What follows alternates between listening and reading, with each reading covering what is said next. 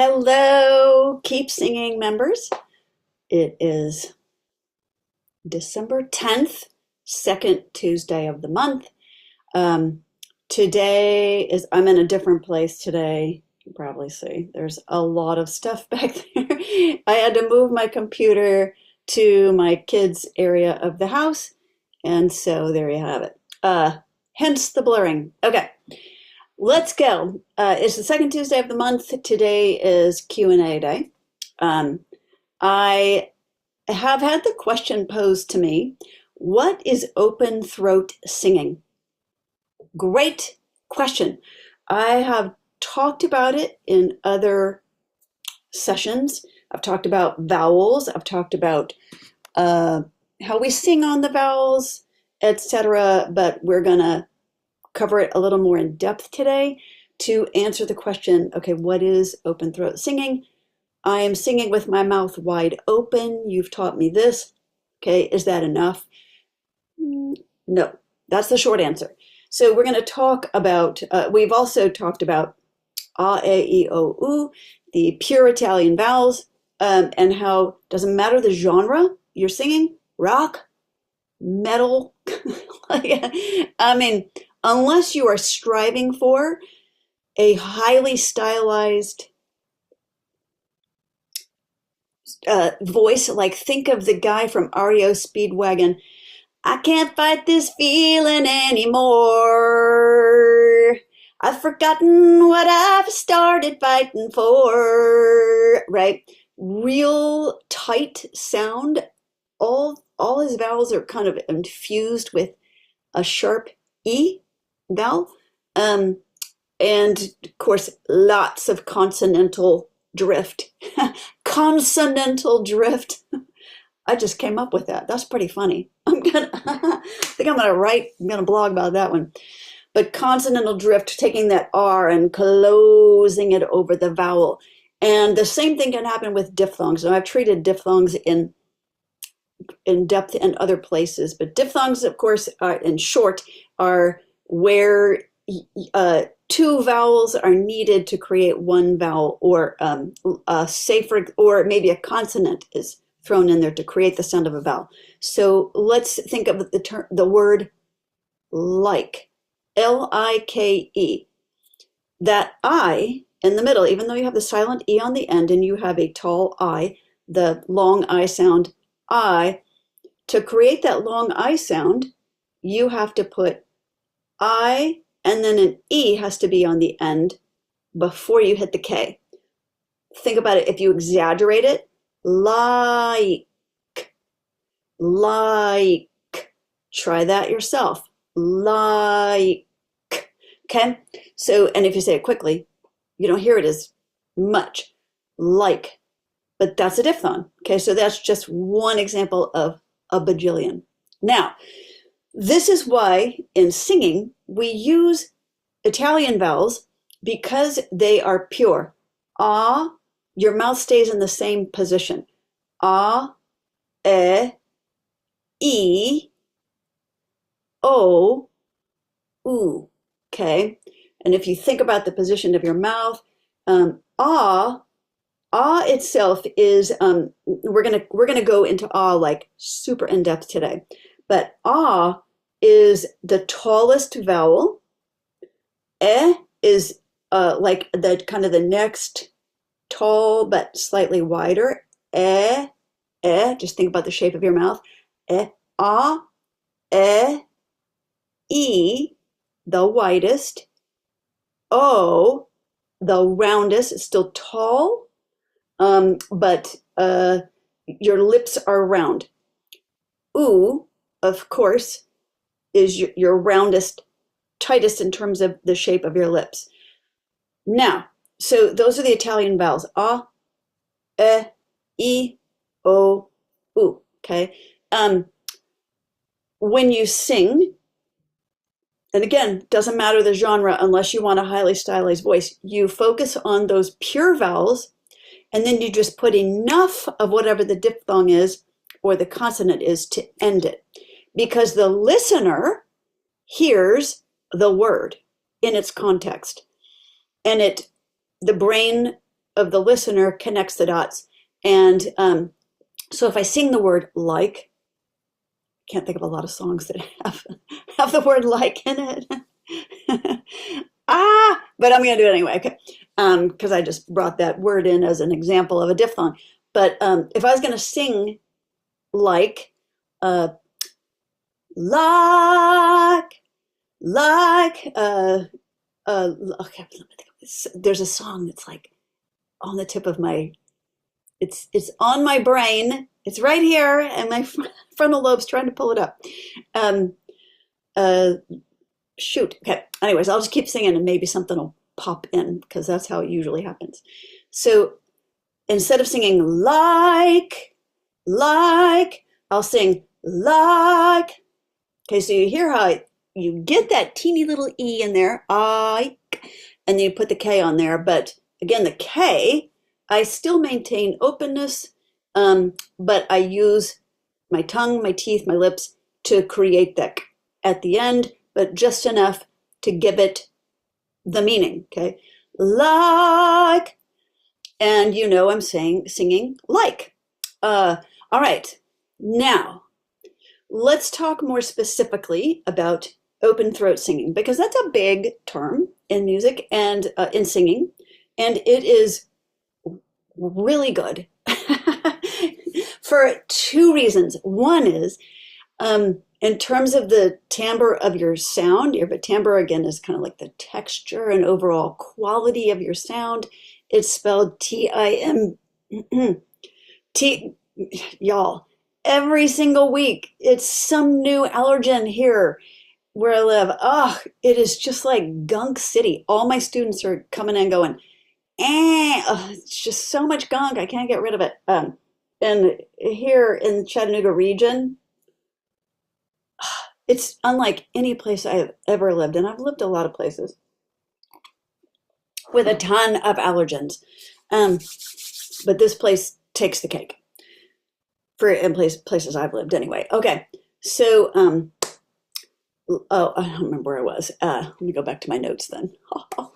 Okay, so let's talk about the open throat, and let's talk about, oh yeah, two reasons why singing with open throat is highly desirable.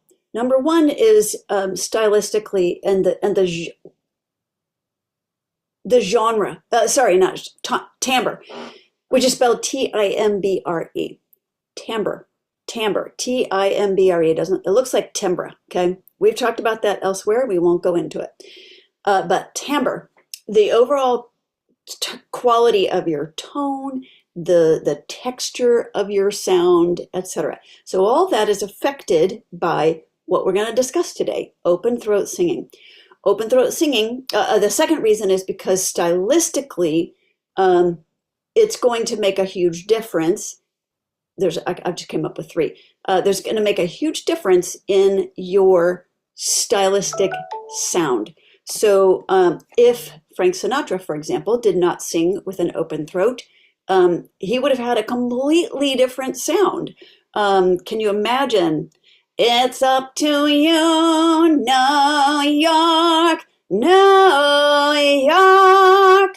Or it's up to you, New York, New York. Okay, I'm not saying that there aren't singers who do that, but Frank Sinatra had a great open throat, relaxed, free vocal tract, and therefore he had that free sound, and he was able to do a lot with his voice. The third reason why it is great for you, open throat singing, is because it gives you the opportunity not to do vocal damage by doing weird contortions with your throat, or tight constrictions, or weird choking off of your sound and stuff like that, because those kinds of things can lead to vocal damage. Okay, can lead to. I'm not saying they will, but they absolutely can. You have a much higher probability of getting vocal damage singing with constriction or a, a flattened palate, uh, or yeah, constriction. Those are the two major things: constricted constricted um, vocal tract and flattened palate. Okay, so those are two of the big things that cause singers to have vocal damage. Aside from, well, blowing too much air. Okay, but that blowing too much air, your throat clamps down, and you get constriction. So that all kind of feeds off each other.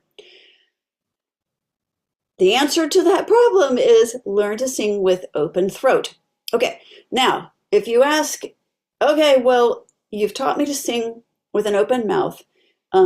Is that the same thing as singing with an open throat? And the answer to that is no, it is not. It is, in fact, singing with too wide of an open mouth can actually uh, close off your throat. Okay, so let's play with that a little bit. So I want you first to open your mouth as wide as it can go. Before you do that, I want you to just take a couple breaths and think about how your throat feels, right? Just sit quietly, breathe through your nose, and think about how you're like, pay attention, draw attention and focus onto your neck and throat and your vocal tract and your airway. And I want you to just think about how it feels, the freedom that it is, the relaxed position it is in, okay? I'll wait. Relax your shoulders, keep your breastbone up.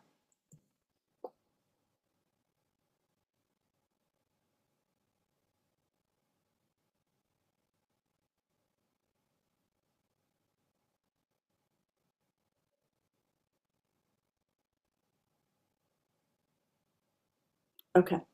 You can take longer if you want, but that should be enough time to let all the systems kind of reset themselves so you can feel the relaxed, how your throat, your neck and throat and jaw, everything feels when it's very relaxed and free. And now we're going to open up your mouth as far as it can go.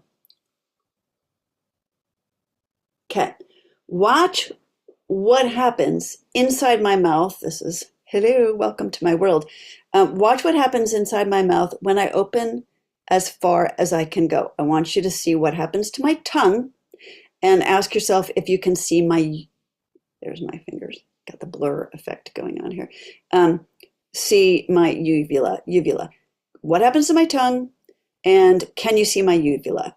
And then the third thing, you can only feel for yourself, but because you can't really see what happens, but you're going to ask yourself, how does it feel when I do that? All right, but look at mine.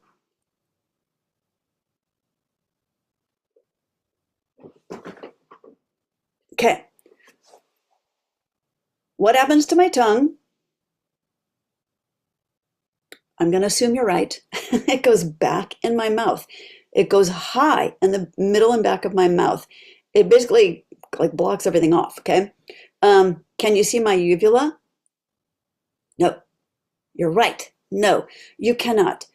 Open throat singing, your tongue stays forward and relaxed, and you can see your uvula.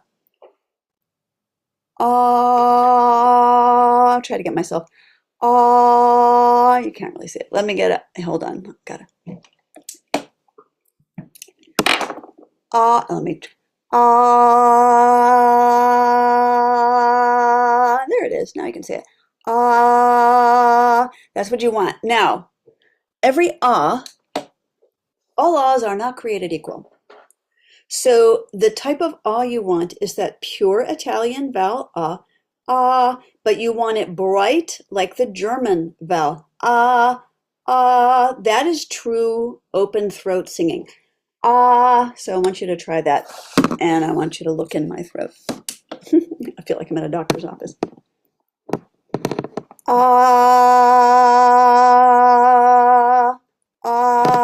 And it's kind of hard to get in the right position, but hopefully you could see that little uvula hanging down there. Ah. Now, there are lots of ways to get to this. Okay, and you might ask yourself, okay, well, if I'm going to always sing, if I want to, if I want to sing in, with a bright open throat, but you're telling me it's all about the ah, how do I do other vowels, e, o, and u, and how do I form words?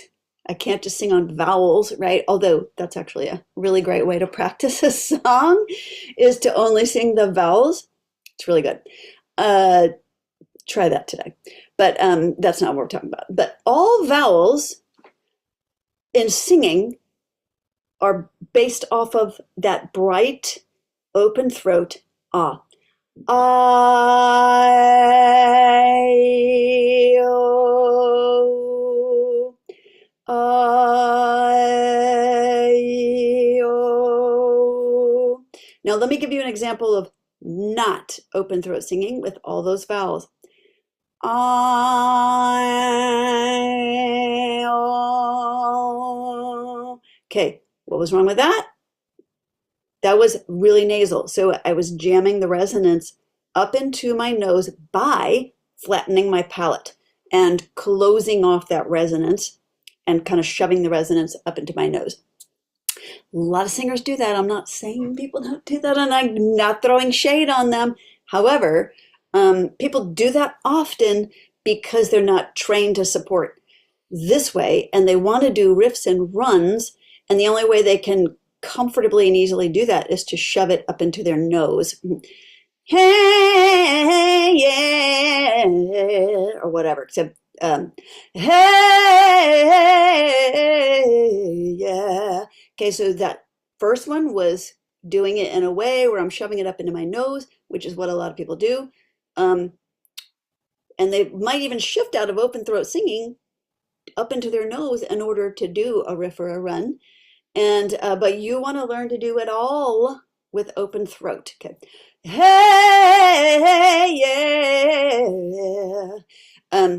That is open throat and super comfortable. And I don't know what you think about it. You might have a different opinion, but I think a lot more palatable, pardon the pun, to listen to. It's much easier to listen to. Hey, yeah, than it is to listen to. Hey, yeah, yeah, yeah, yeah, yeah, yeah. Okay, so take your pick.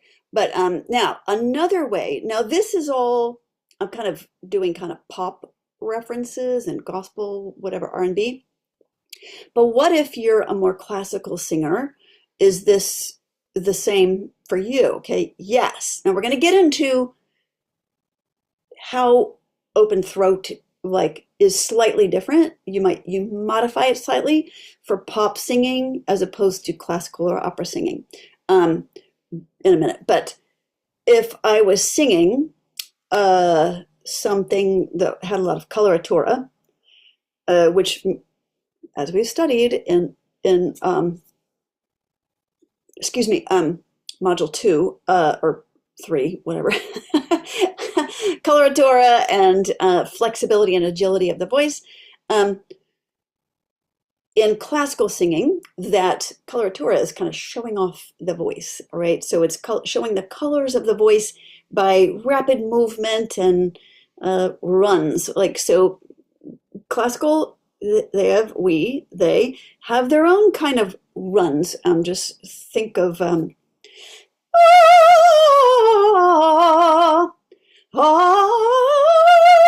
so I mean,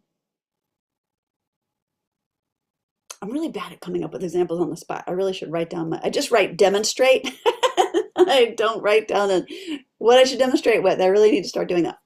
But that's an example of a run in a classical open throat style.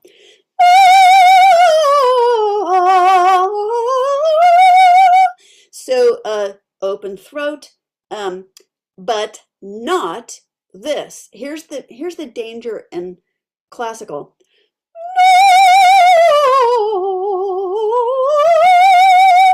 Okay, Okay, so that was this kind of like covered, people call that covered. It's like the palate comes forward. It's still raised, but it's closed off. People do that to try to get a richer tone. Okay, but that if you will kind of try to imitate that, here's the open throat.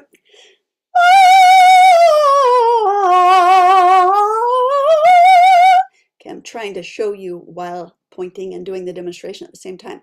But you can still see my uvula, my tongue is flat and relaxed. Here would be that covered, like kind of tightened tone.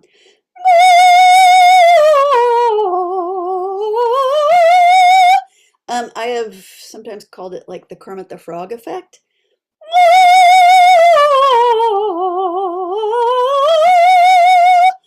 Now, no shade to people who's singing, like their voice kind of naturally does that, even when they are singing with an open throat, but I'm not talking to them. If they have learned and mastered open throat singing and their voice still sounds a little Kermit the Frog-ish, there's nothing they can do about that. That is how their tract is constructed. But for the majority of singers on this earth, to get that Kermit the Frog constricted sound, you have to try. You have to make effort to get that. So there's a difference between training your voice to sing open throat, which allows for free and unconstricted vocal agility, and training your voice to do some effect. So, or do manipulating your muscles and the structure of your vocal tract to try to get an effect like that Kermit the Froggy type sound. I'm shoving my larynx up and my palate is coming forward instead of everything being open.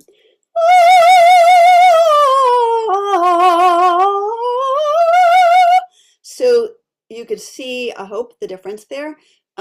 Now, so let me think here.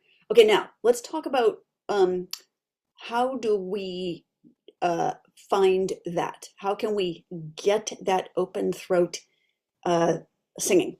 Open throat, not just sound, but that open throat, open, freedom of sound and freedom of vocal tract, freedom of any type of constrictions and any type of, well, that is a constriction, and restriction by the lowering of the palate or the squeezing of the muscles or whatever it is. Okay, so, all right.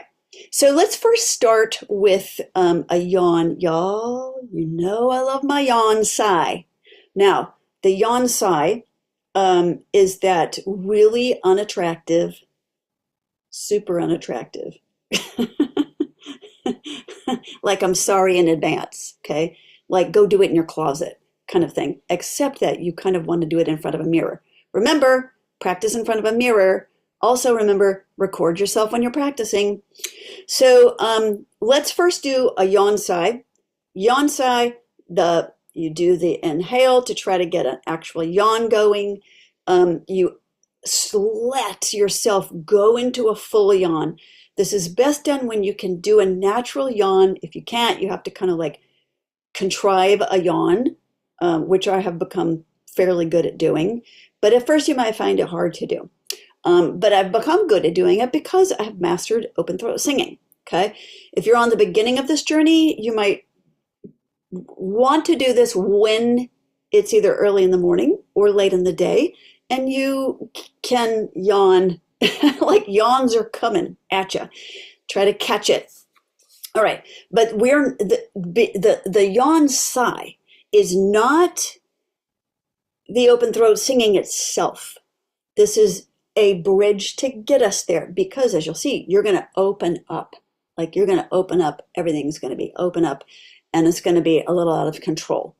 And your face is going to be yawny. Okay, it's not gorgeous. Um, Young people, don't do this in front of the person you want to win their heart. Okay. Um, Unless you have unconditional love already from that person. So, okay. So yawn sigh, I'm going to catch a yawn and then I'm going to catch a tone. I'm going to apply a tone to that sigh at the top and I'm going to ride that tone. I call it riding it all the way down through your major, all your passagios and your primo passaggio, that place where your voice flips. You're going to ride it down past that point. You're going to learn how to support it with your breath, keeping that rib cage open and expanded and supported the entire time. Ride it all the way down past that passaggio. You end up supporting it differently the rest of the way down. You're going to try to ride it as far down as you can get it, low in pitch. Okay, so here is an example of the onside.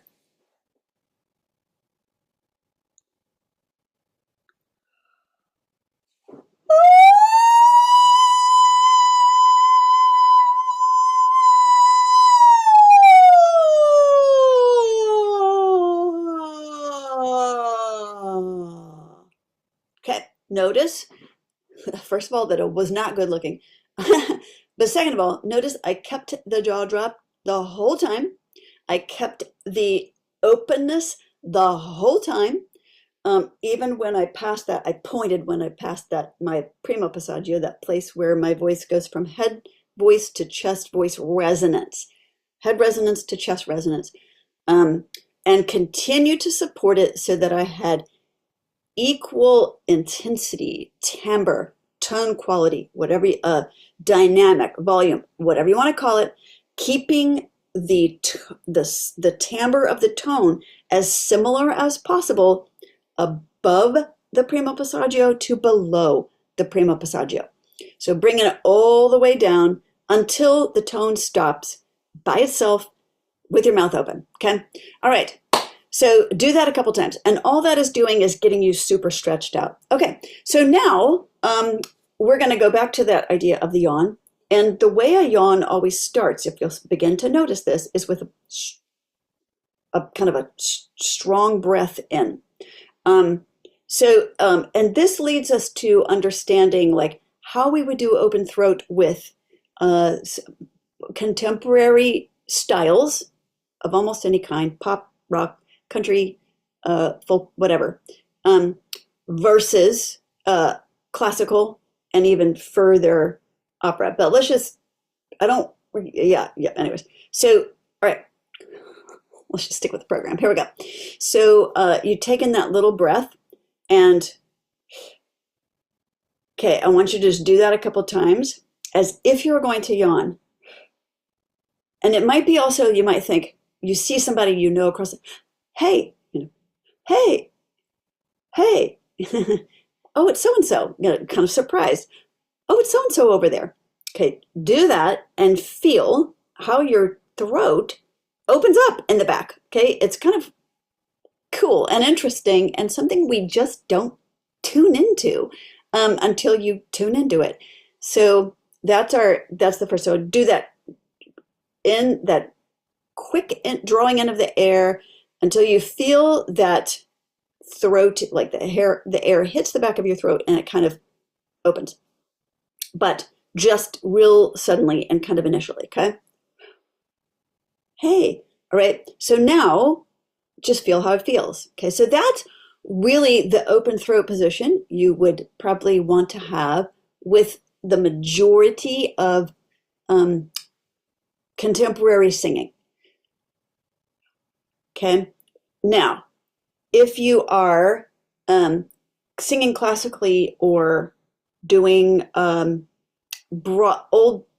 Broadway, Oklahoma, where the wind comes sweeping down the plain. Okay, so you want to take that yawn a little bit further. Okay, so you have a little bit more of the jaw drop and a little bit more of an openness on the inside. So try that a couple times. Let's think of another. um, I'm I, I have the songs like in my mind before I start, and they just go out. Um, um, okay, here we go. Some enchanted evening, when you find your true love, when you hear her call you across the crowded room. Okay, so now I wasn't prepared to sing that. I just came up with it. But you can see, tongue was relaxed and fairly flattish. And you could see if I looked up at the thing, but that puts me into a weird position, looked up at the camera, but real open space. Let's think of a pop one. The only thing I can think of is Santa Claus is coming to town. All right, so your little Santa Claus is coming to town. So none of that, if I was going to put it, if I was going to constrict or go with nasality, Santa Claus is coming to town. Santa Claus is coming to town. No on both of those. Santa Claus is coming to town. So even stylized with that kind of sort of New Yorky type sound, it's still open throat. Very, let me get higher with my chair. Just, it's hard being in a different place than what you're normally accustomed to doing. Santa Claus is coming to town. So see, relaxed tongue, open throat. Okay, now, and it's not just because I'm opening my mouth really wide. Okay, that's not it. All right, now let's do a couple of exercises further to get you. So we've done the yawn sigh. If you look back at the resonator wake up, do a search for resonator wake up. That's the one that's also equally unattractive. Very unattractive and really obnoxious sounding, but I will do it briefly for you with the ah vowel because if you'll go back and forth between these two positions, you are going to train your voice to go into openness. Okay, this is called resonator wake up. It comes from Jeannie Diva, my former teacher. All right, stick your tongue out.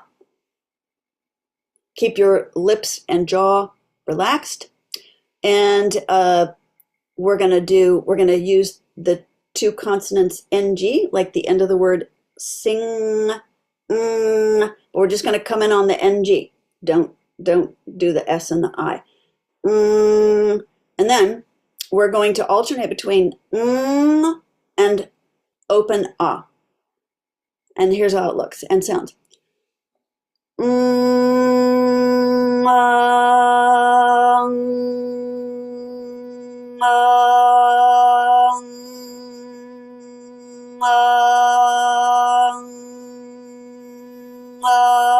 And again, that's not the same ah that you want to use when you sing open throat.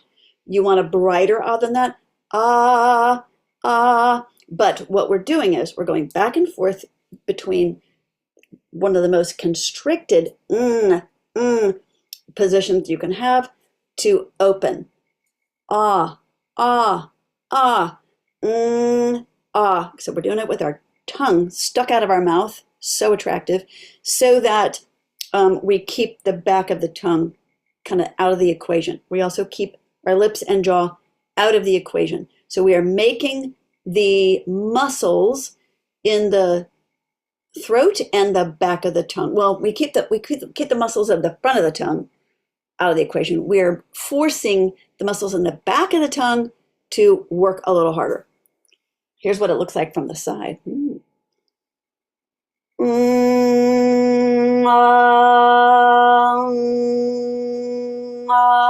Now, here's what we do not want. We don't want it to go.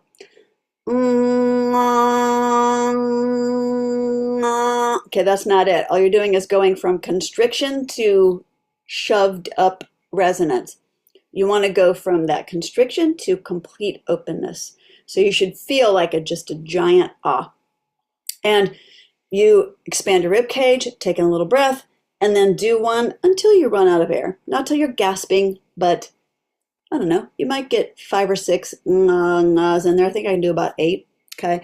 All right. So that is your first exercise to really help get that. Sorry, that's your second exercise. The first one was yonsai. Second one was resonate or wake up. All right. Let's go quickly through some other ones. We're going to use a fifth, a descending fifth. So think do, re, mi, fa, so, do, and that's just major scale. Think Julie Andrews, Sister Maria, Fräulein Maria, sorry.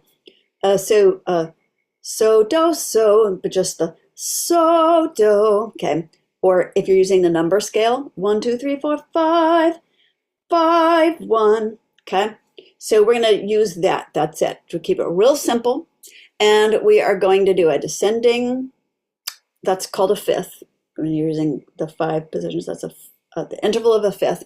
And we're going to just use that pitch. We're going to do it first on, ooh, little burp came up. Ah, ah, ah. Okay.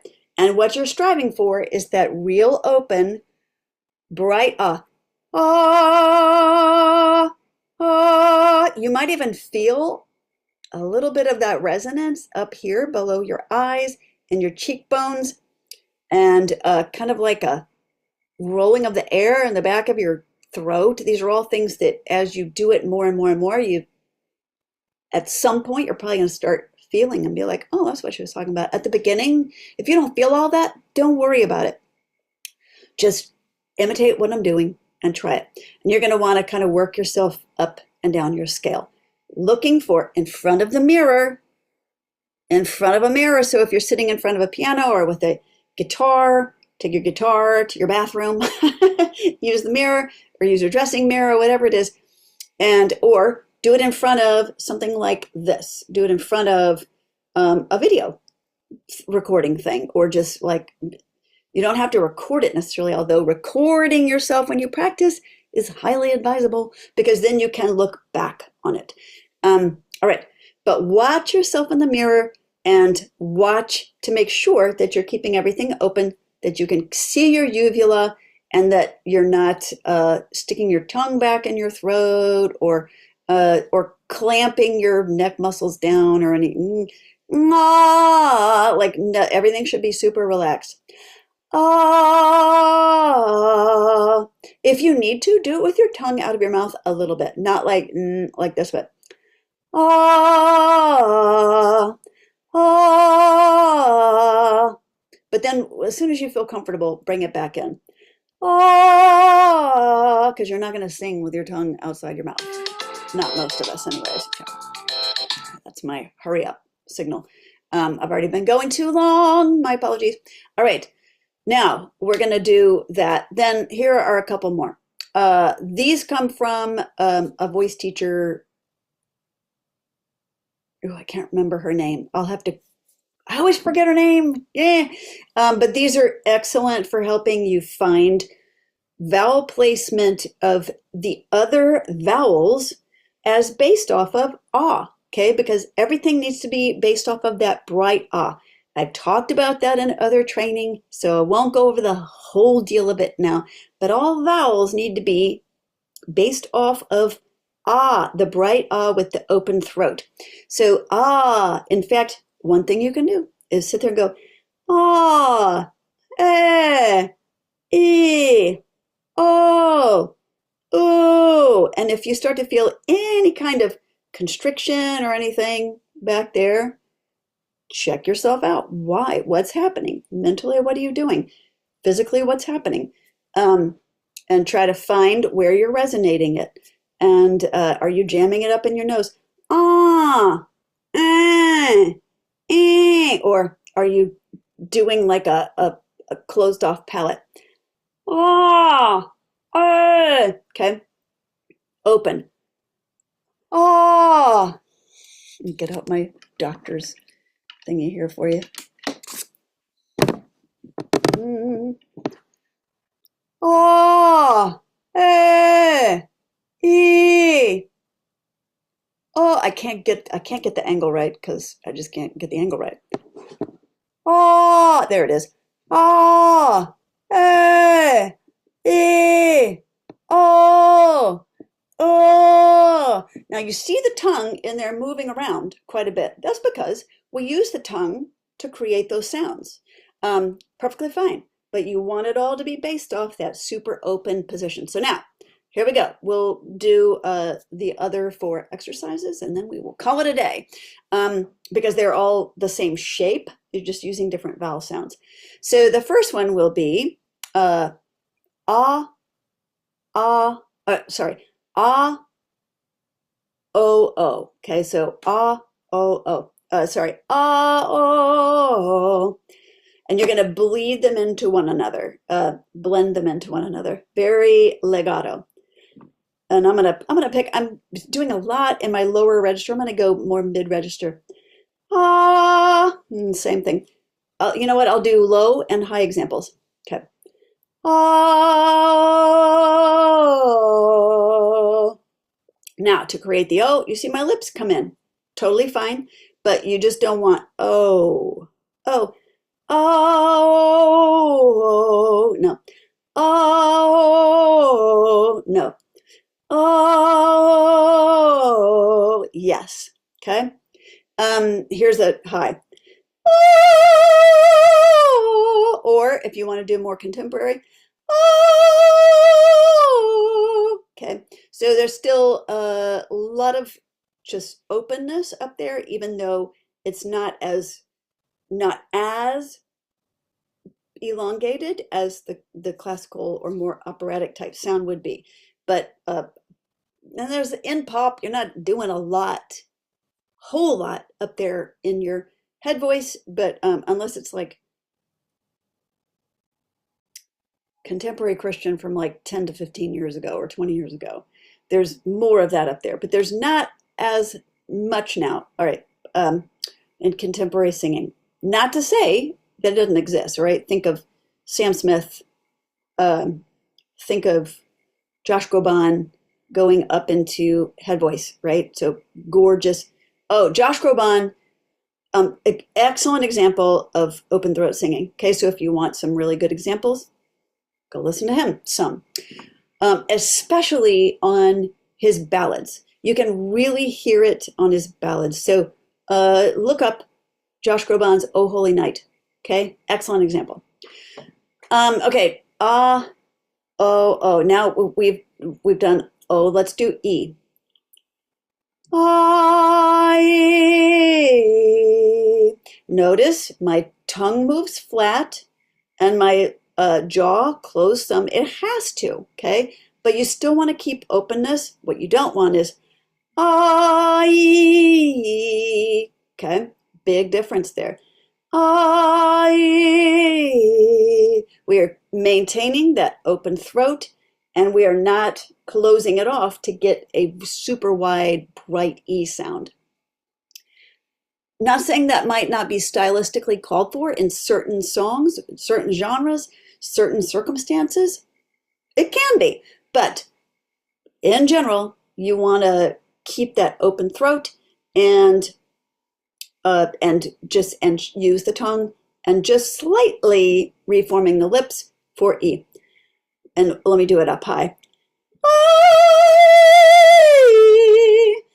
A little more classically. Even more poppy. Okay, I can't think of anybody doing that in pop, but maybe you do. Okay, so now let's do oh, I already did that. So the other big one. Let's do eh. Let me start low. Eh. That might feel easier to do because eh is closest to ah. Eh. Eh. Here's the knot. Don't do it this way.